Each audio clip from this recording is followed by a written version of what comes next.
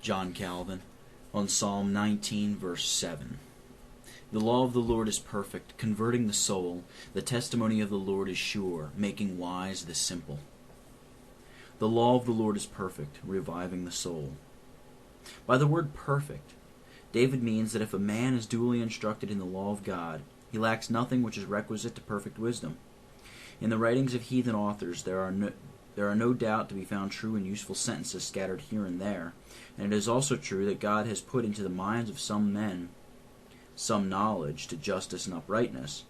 But in consequence of the corruption of our nature, the true light of truth is not to be found among men where revelation is not enjoyed, but only certain mutilated principles which are involved in much obscurity and doubt. As the soul gives vigor and strength to the body, so the law in like manner is the life of the soul. In saying that the soul is restored, he has an allusion to the miserable state in which we are all born.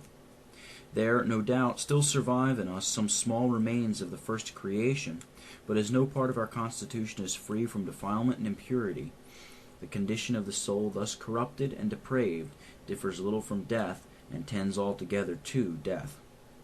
It is therefore necessary that God should employ the law as a remedy for restoring us to purity, not that the letter of the law can do this of itself, but because God employs His word as an instrument for restoring our souls.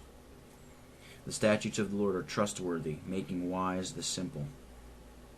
Making wise seems here to be added to the commencement of the restoration of the soul. Understanding is the most excellent endowment of the soul, and David teaches us that it is to be derived from the law, for we are naturally destitute of it. By the words, the simple, he is not to be understood as meaning any particular class of persons, as if others were sufficiently wise of themselves, but by it he teaches us, in the first place, that none are endowed with right understanding until they have made progress in the study of the law.